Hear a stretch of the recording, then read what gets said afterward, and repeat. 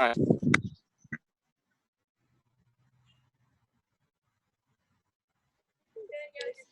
Good afternoon, everyone.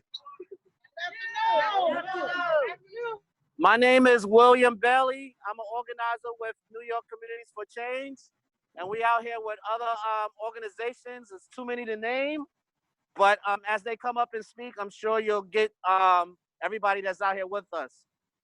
Today, we're here today to call on Laura Curran, who I love very dearly, but we calling on you, Laura Curran, in Nassau County to do the right thing. And the right thing is to release to the public the truth of what's going on inside these prisons and these jails. Nassau County seems and like to hide stuff. And what comes to the dark, what happens in the dark must come to the light. So we calling on her today to decarcerate the jails and do what's right. Our first speaker today is going to be Peggy Perkins, who's a member of Long Island, New York Communities for Change. Thank you, Will. Good afternoon, everybody. My name is Peggy.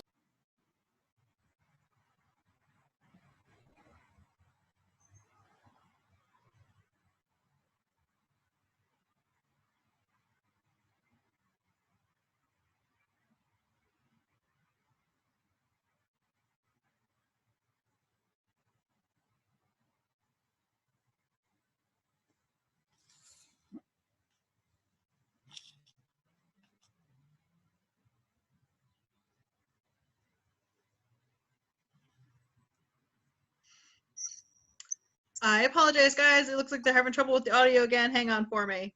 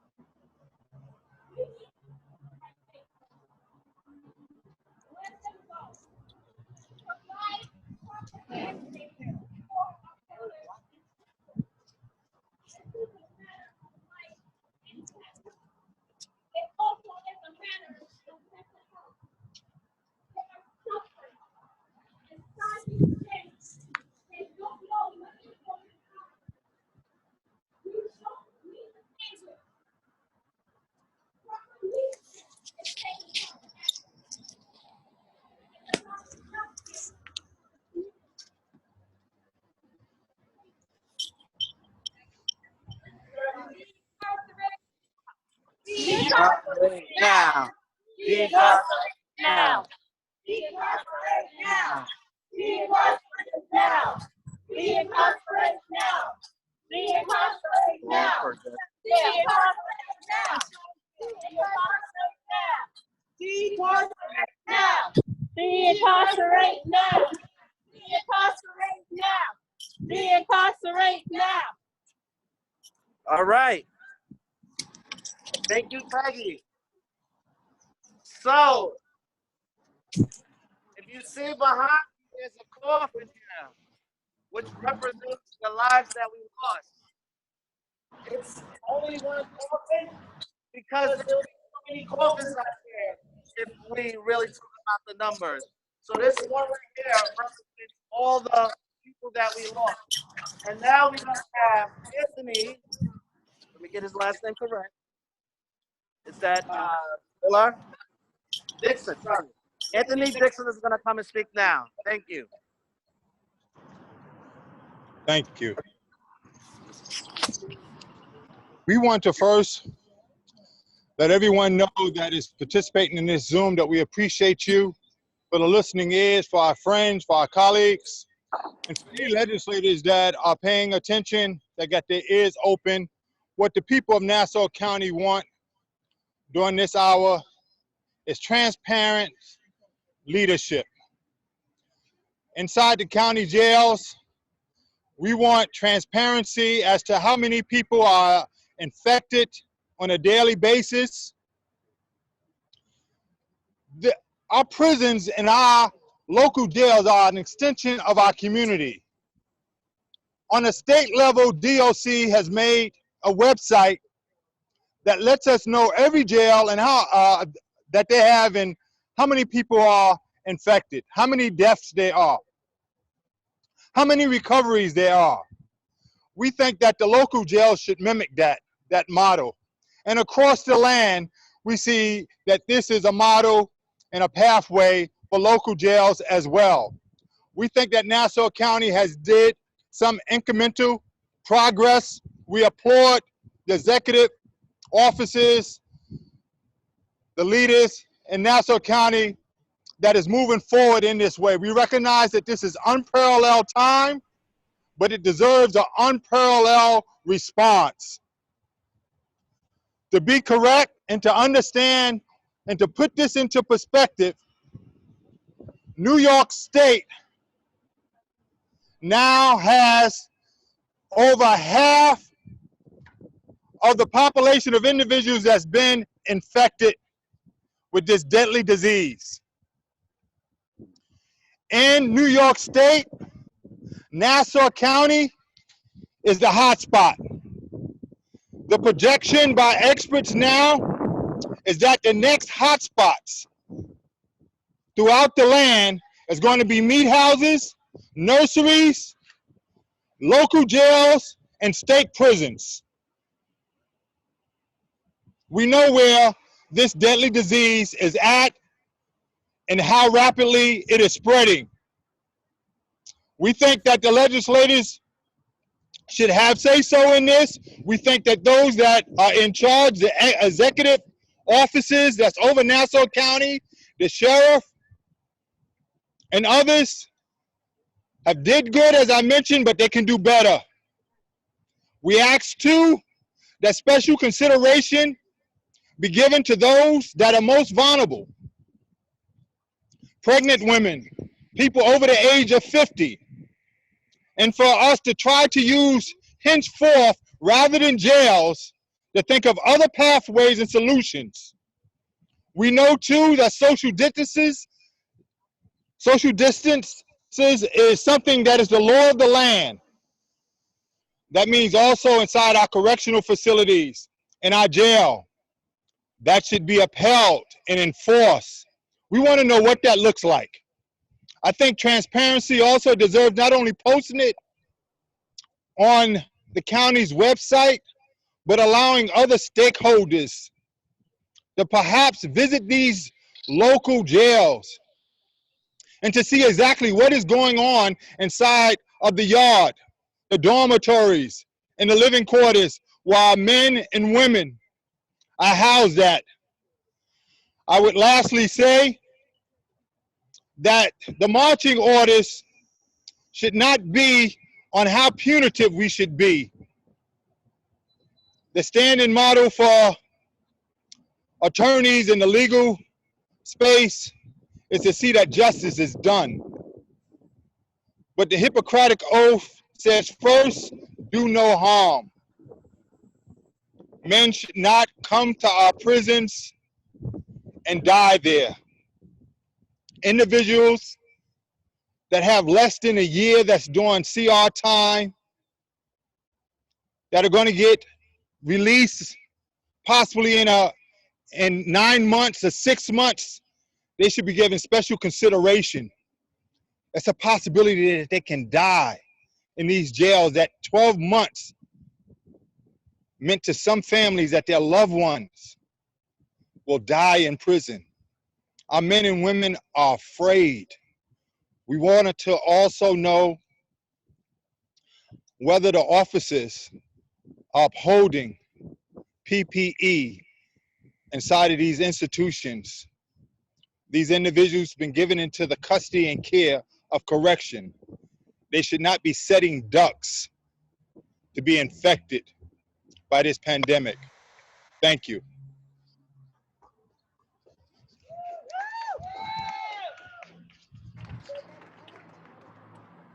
Thank you, Anthony Dixon.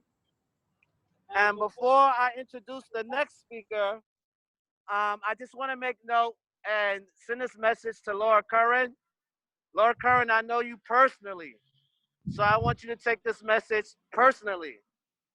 We need the release of information of people who are heavily affected in these prisons. We need you to release any information that needs to be known about people who are in these prisons.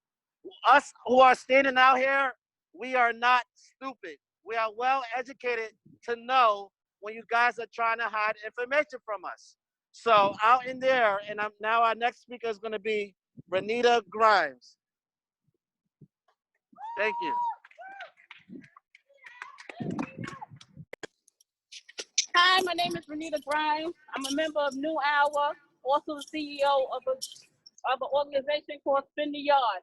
Ms. Curran, I'm asking you to release the information on inmates that are locked up. It is a death sentence. They are living right now. Their last days being behind prison. We have elderly, we have mental health, and we are not getting any answers. We have us outside the prison. We have family members who cannot hear from their loved ones, do not know what's going on, do not know if they should be planning their next burial for their loved ones. We have children who are having what we call a lot of needs right now, anxiety, because they cannot talk to their mothers, their fathers. We have pregnant women who are carrying kids, who are not getting the services that they deserve. And we're asking you to give us numbers and give us statistics. I myself recently had a son that was put in the hospital who had emergency services. We were able to talk to nurses. We had FaceTime. We are not allowed to get that from CEOs and corrective officers. Everything that they are doing, we do not have they are following the guideline and it comes behind you. And we are asking for answers and we are demanding it now. Thank you.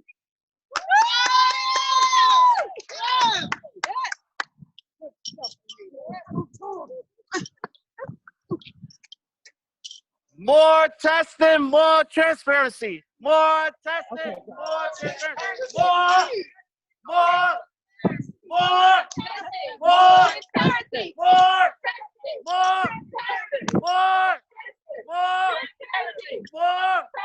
more. We want more. More. We want more. More. More. More. Thank you, everyone. Now we're going to call on Jayette. Did I pronounce the name right? Lansbury to speak next from Nassau County Jail Advocate. Hi. Hi, this is Jayette Lansbury. I'm a member of New Hour, the Nassau County Jail Advocates, but most importantly, I'm a family member. But I'm speaking today on behalf of the families that I represent and how much they would like to have transparency from the Nassau County legislator about the COVID and what they're doing for those with mental illness with the COVID, because as we know, with the COVID and serious mental illness, it puts it at an all-time high, the anxiety, depression, and thoughts of suicide. And we're asking for more transparency, what services they're providing, and how, most importantly, they're protecting those that are most vulnerable, or those with mental illness and other disabilities that are inside our Nassau County Jail. So we're asking for the legislator that when they do the reports, when Ms. Curran does her reports, that she puts in there about the people inside. People inside are not just numbers or people. There are family members and our loved ones. And they're as important as the people on the outside.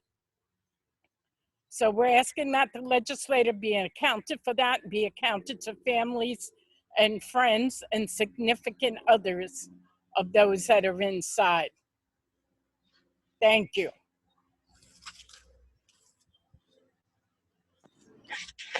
What do we want? Justice. When do we want it? What do we Now, want? When do we yes, want it? What do we want? When do we want it? What do we want? When do we want it? What do we want? When do we want it? What do we want? When do we want it? If we now, can't get it, if we can't get it, if we can't get it, if we can't get it, if we can't get it, if we can't get it, if we can't get it, if we can't get it. Thank you. Now, if Nia's ready, I'm going to call on Nia from LIPC to go ahead and speak next. Nia, are you there?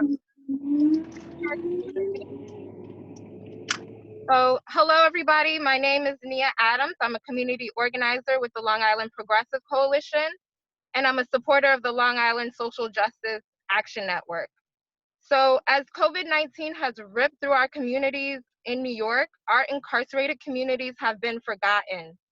And we're here to urge County Executive Laura Curran to hold updates that exclusively address the conditions of the jail while providing access to high quality, comprehensive health care, including testing for all and PPE, but also free phone calls, video calls, and other means of communication so that frightened family members and loved ones can hear from their loved ones that are incarcerated. We need to decarcerate now for public health. It's time to decarcerate now. Thank you.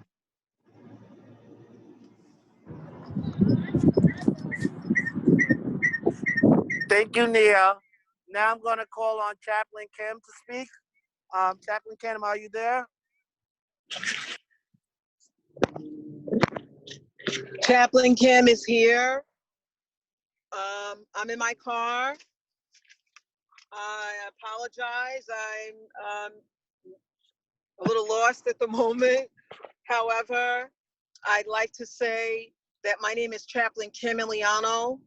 I am a member of the Long Island Social Convene. I also have I'm the founder. I started my own campaign, hashtag Let My People Go Now. And what I would like to say is that Anthony Bolton, the chief medical officer of Nassau University Medical Center, said that an inmate came into the jail on March 6th, an incarcerated person, and became symptomatic on March 12th, at which point he was tested. Healthcare workers and officers at the Nassau County Correctional Facility monitored him for several days before the positive test results came back on Sunday, March 15th, Bolton said.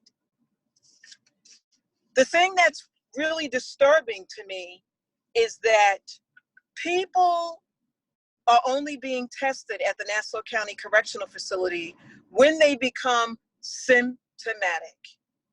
This is a true injustice to humanity. As a matter of fact, it's a humanitarian atrocity, and it's a moral crisis. Why? Because we don't only test people when they become symptomatic. We test people on a daily basis to see whether they have come down with COVID-19, the coronavirus, also known as the coronavirus. I'd like for you to understand that the Marion prison, located in Ohio, refused to test their people and to give them the proper PPE. Consequently, the testing has been done to date. They just completed their testing. They have ultimately 1,950 inmates that have tested positive for COVID-19.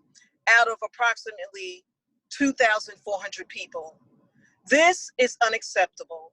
So we're asking our Nassau County Correctional Facility Commissioner, the sheriff, Laura Curran, to please do the right thing now and test everyone at the Nassau County Correctional Facility so that they will not potentially die. Thank you, and God bless.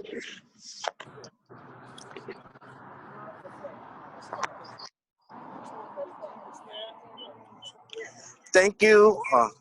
Thank you, Chaplain Kim. Now, woo! Now we're gonna call on Maria Sorello to come speak from NAMI, okay?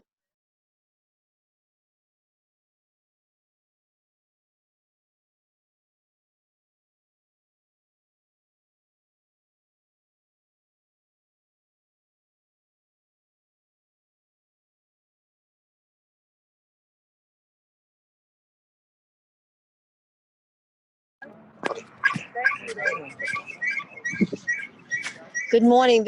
I'm Maria Sorello. I'm the chair, the criminal justice chair for NAMI Queens, Nassau. I'm here to talk to you about the families of the people, the mentally ill people, and all the people inside of the Nassau County Jail. It's no place for people who are ill. They need treatment, not punishment and torture of solitary confinement that you may call keep lock. I feel that these people that should be released from prison and given treatment, not just thrown out onto the street with nothing, because the problem then repeats itself. We need to take care of our mentally ill loved ones, and their families are suffering. They're suffering and their families are suffering. So I'm asking you to release them now and provide the care that they so need just by the virtue of their being human. Thank you.